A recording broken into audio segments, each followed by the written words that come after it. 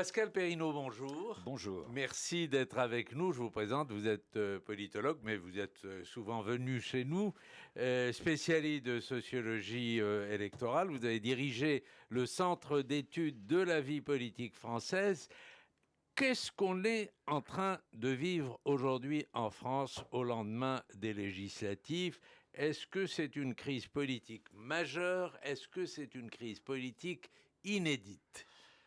C'est une crise politique majeure parce que pour la première fois sous la Ve République, le président de la République ne dispose pas de la majorité suffisante pour mettre en œuvre sa politique au travers de projets de loi, au travers du vote du budget, etc. Donc c'est une crise politique. Ça n'est pas encore une crise institutionnelle, c'est-à-dire une crise dans laquelle on serait dans un blocage total. Pourquoi ? Parce que les fondateurs de la Ve République, et Charles de Gaulle, avaient prévu plusieurs moyens pour gouverner quand on n'a pas la majorité. C'est déjà arrivé une fois, en 1988. François Mitterrand venait d'être réélu, et aux législatives qui ont suivi, la gauche socialiste n'avait pas la majorité. Mais il lui manquait uniquement 14 députés. Et Michel Rocard, qui avait été nommé Premier ministre, avait fait quoi ? Eh bien, il avait fait l'ouverture, il avait ouvert à des centristes de centre droit. À l'époque, il y avait Jean-Pierre Soisson, le maire de Metz, M. Rauch, qui était un centriste, qui était rentré au gouvernement. Il avait négocié, et Rocard était un homme de compromis. C'était un vrai social-démocrate, au fond, Rocard. Et il négociait de temps en temps avec des élus d'outre-mer, de temps en temps avec des communistes, de temps en temps avec la droite. Il négociait sur ses projets de loi.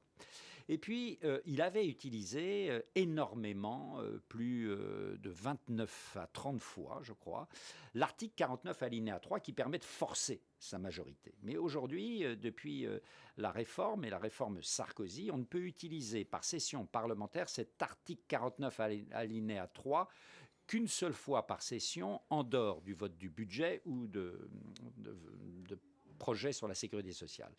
Donc, c'est plus difficile aujourd'hui, et c'est surtout plus difficile. Pourquoi ? Parce qu'il manque 44 sièges à la majorité. 44 sièges, ça ne se trouve pas aisément, même quand vous avez beaucoup de talent de compromis.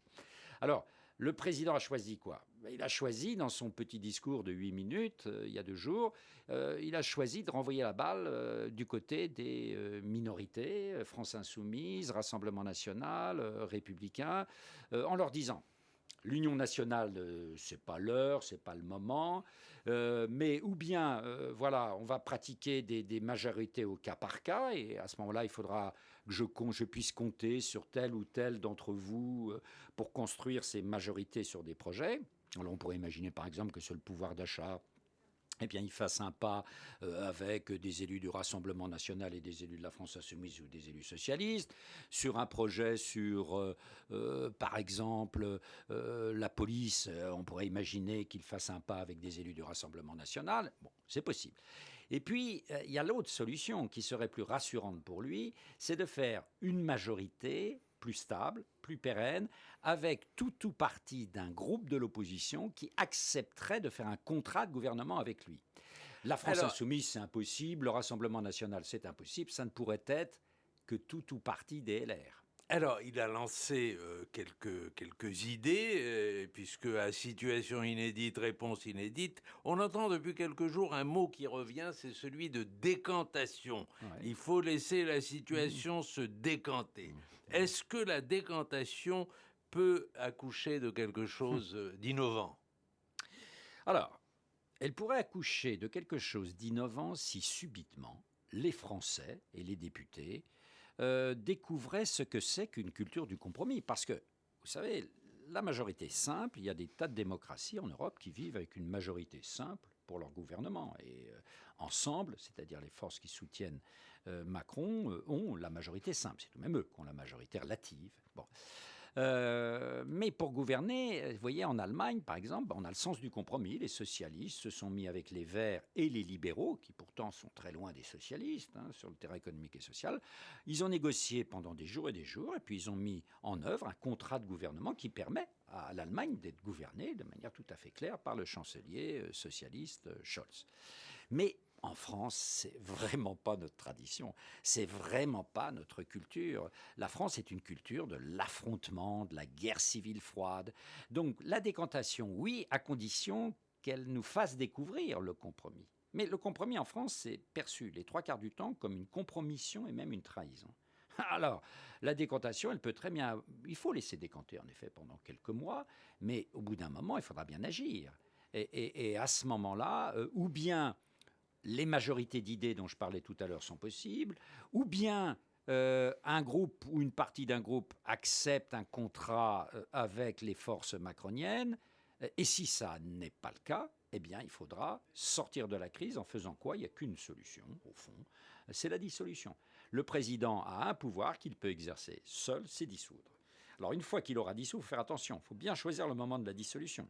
La dissolution, c'est quoi? On dissout l'Assemblée nationale, il y a de nouvelles élections législatives, et on prend les Français à témoin. En disant, écoutez, maintenant, il faut dégager une majorité stable pour gouverner.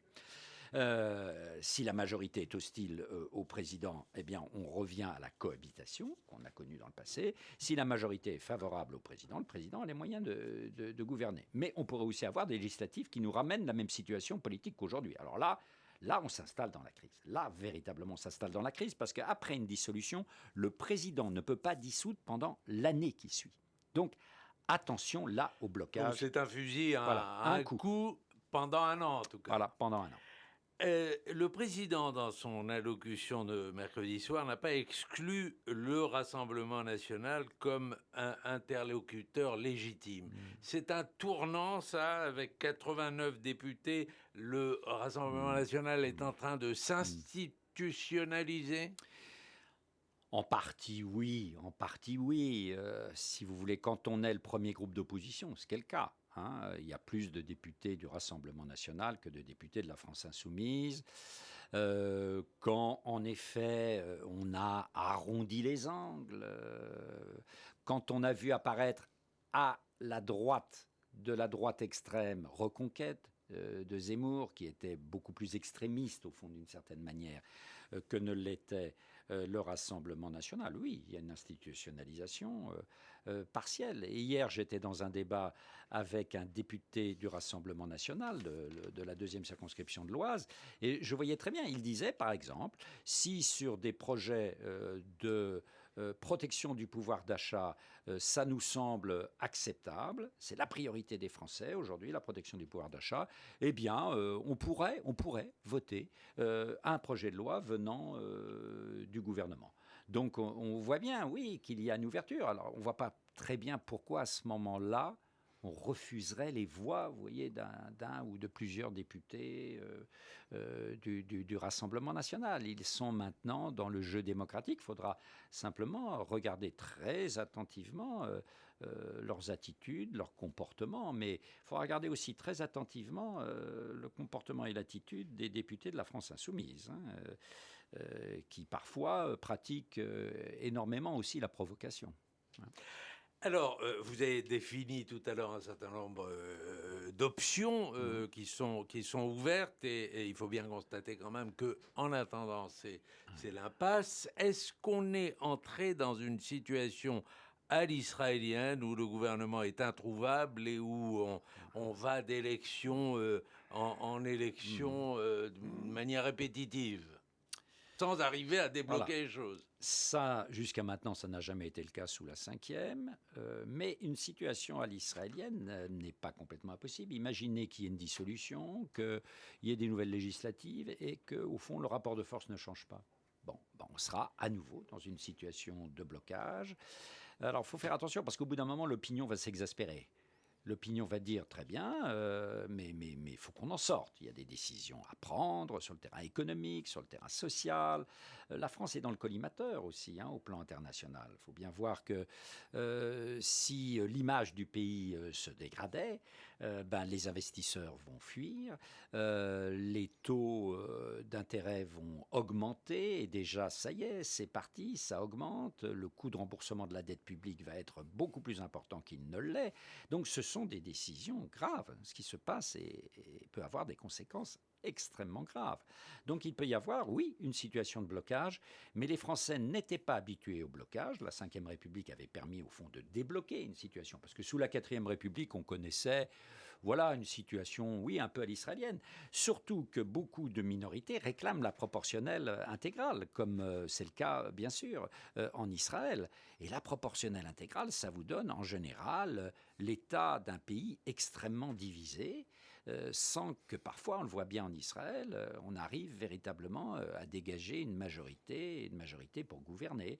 Et puis, si vous voulez, quand, j'allais dire, l'Assemblée nationale, pour s'inspirer d'Audiard, c'est façon puzzle, c'est-à-dire complètement éclaté, il faut bien qu'à un moment, on rassemble des morceaux du puzzle pour définir l'avenir du pays à l'horizon de 3 ou 4 ans. Israël le ressent, la France le ressentira très vite si tel était le cas. À ce moment-là, il pourrait y avoir, alors imaginons une crise encore plus importante, il peut y avoir une démission du président de la République aussi. À l'inverse, est-ce qu'il y a un bon usage de cette crise ? Est-ce qu'il y a la possibilité qu'une autre forme de gouvernance apparaisse ? Oui, il y a un bon usage de la crise, il ne faut pas être entièrement négatif. Au fond, la constitution de la Ve, elle a deux visages. Elle peut avoir un visage très présidentiel, c'est celui que l'on a connu la plupart du temps. Puis elle peut avoir un visage parlementaire aussi. Ce sont des institutions très souples. On l'a vu dans les cohabitations, les 3 cohabitations que le pays a connues, sous Mitterrand, sous Chirac. Là, on est en train de découvrir vraiment l'aspect parlementaire. C'est pour ça d'ailleurs que le président devrait être prudent. Il devrait laisser la première ministre négocier avec le Parlement et ne pas être tout le temps au premier plan. C'est fini l'hyper-présidentialisation, c'est fini. Il faut bien que ça rentre dans la tête du président. Et donc qu'il laisse davantage le gouvernement négocier. Donc on découvre que face au pouvoir exécutif, il y a un contrepoids parlementaire, c'est une bonne chose. Et maintenant, il faut aussi qu'on découvre l'art de discuter et de se mettre d'accord entre personnes qui ne sont pas d'accord au départ. C'est ce qu'on appelle le compromis. Pascal Perrineau, je vous remercie. 12 minutes.